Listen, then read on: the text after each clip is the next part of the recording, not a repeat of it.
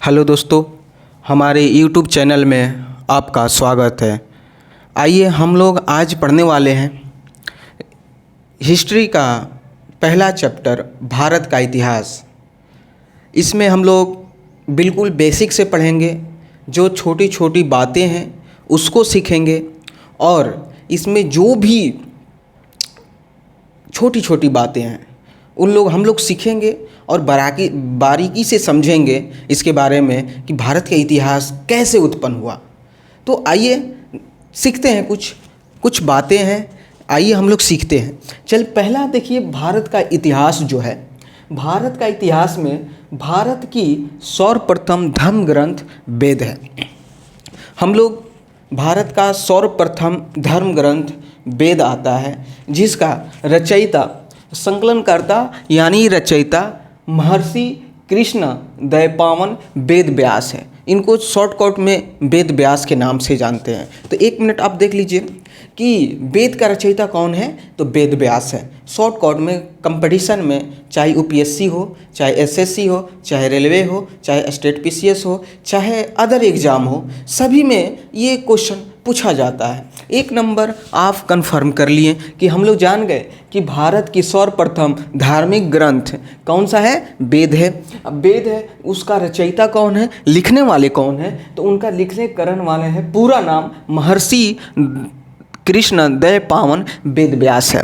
आइए अगला बात चलते हैं। वेद एक हर एक धर्म ग्रंथ जो होती है ना, एक सूचना देता है, अपने बताता है कि मेरा किताब का आचरण ऐसा है।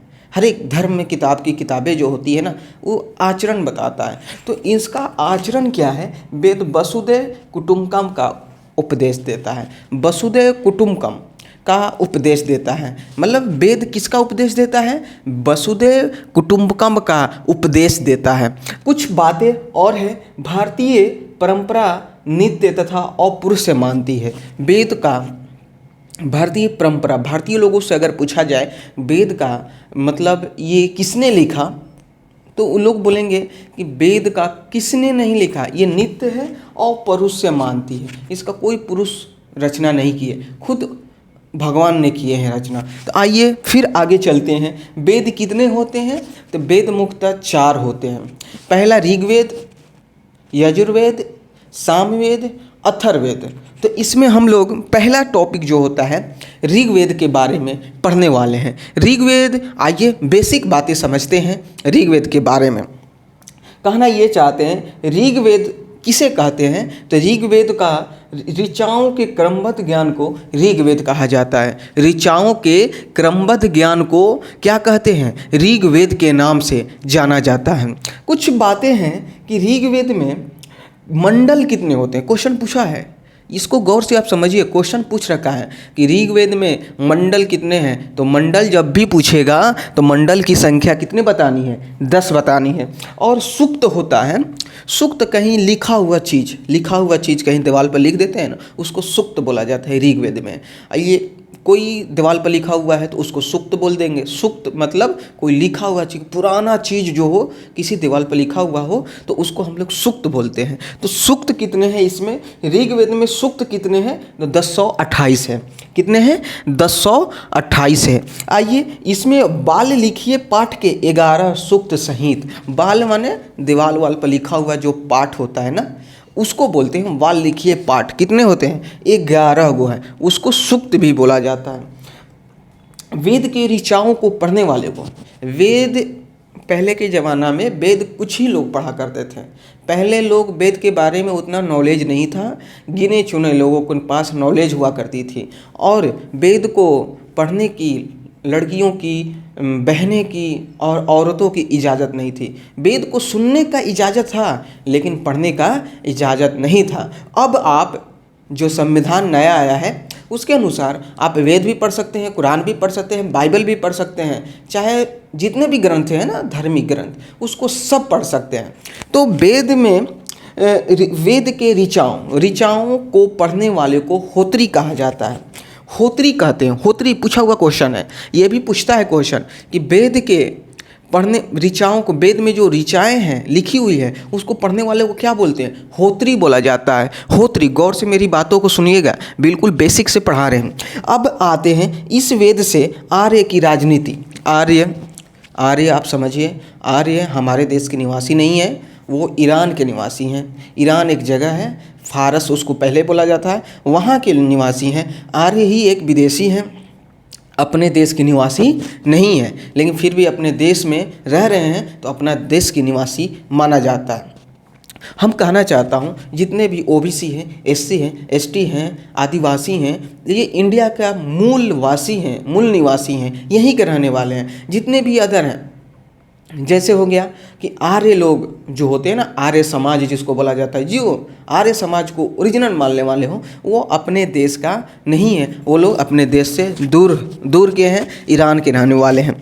आइए इस वेद से आर्य की राजनीति, मतलब जो आर्य लोग आए थे उन्हीं की किताबें, वेद लिखा हुआ सब उन्हीं का है, अपने देश का कोई भी बुक नहीं है, वो आर्य लोग के बुक है ऋग्वेद। उन्हीं के अनुसार अभी भी देश में फ्लो की जाती है, उन्हीं की कथाओं की, उन्हीं की सारी बातें देश में घरे घर बताई जाती है। आइए कुछ हम लोग पढ़ने वाले हैं इस वेद से आर्य की राजनीति अभी देख रहे हैं, आर्य के अनुसार ही राजनीति इंडिया में की जाती है और प्रणाली, इतिहास के बारे में जानकारी मिलती है। आप इसको पढ़िएगा ना, ऋग्वेद को, पूरा बुक को, तो आपको इनके पता चलेगा कि आर्य कैसे लोग थे, कैसे आए, कैसे हमारे देश पर कब्जा किए और कैसे रह रहे हैं। आइए कुछ और बातें चलते हैं। विश्वामित्र द्वारा रचित ऋग्वेद के तीसरे मंडल में सूर्य देवता सावित्री को समर्पित प्रसिद्ध गायत्री मंत्र है। तो गायत्री मंत्र आप लोग सुने होंगे, मंदिरों में बजती है गायत्री मंत्र।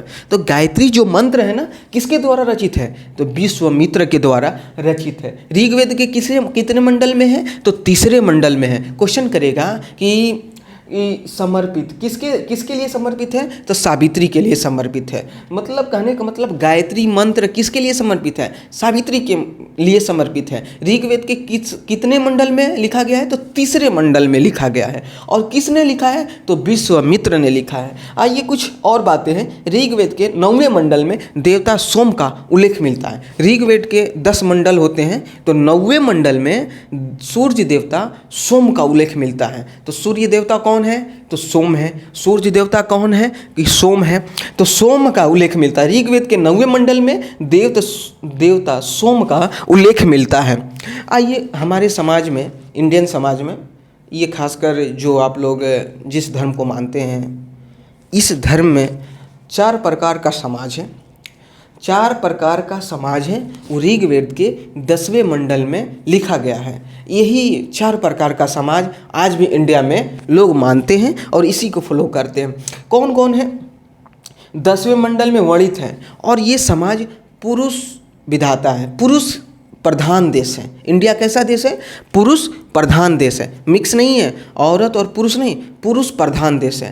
पुरुष प्रधान देश है। अगर किसी लड़की का शादी होता है ना, तो उसका टाइटल लग जाता है। तो इसीलिए समझना चाहिए कि पुरुष प्रधान देश है। कौन? हमारा देश पुरुष प्रधान देश है। चतुर्वर्णीय समाज की कल्पना ऋग्वेद के 10वें मंडल में वर्णित है। ये पुरुष सूक्त है, यानी पुरुष के अनुसार ही वर्णित है। अगर कोई लड़की की शादी होती है, दूसरे घर जाती है, तो दूसरे घर जब जाती है ना, तो उसके पति का जो टाइटल होता है ना, लड़की के नाम के पीछे टाइटल लग जाता है। तो यहीं से पता चलता है कि पुरुष सूक्त इसी को बोला जाता है, जहाँ पुरुष की वर्चस्व ज़्यादा हो। बात समझिएगा। और कहने का मतलब है चतुर्वर्णीय समाज कौन कौन है, आइए सीखते हैं। 4 वर्ण कौन कौन है? ब्राह्मण, क्षत्रिय, वैश्य और शूद्र। आज के दौर में जनरल ओबीसी, एससी और एसटी, तो ये जो 3 समाज है, ब्राह्मण, क्षत्रिय, वैश्य, ये 3 समाज जनरल कैटेगरी में आते हैं। और शूद्र कहने का मतलब जितने भी ओबीसी समाज हैं, ओबीसी और एससी एसटी, ये सारे शूद्र में आते हैं। और हम लोग जानते हैं कि इसमें ऋग्वेद में लिखा गया है कि ब्राह्मण की पैदाइश कहाँ से हुई है? कि ब्रह्मा के मुख से हुई है।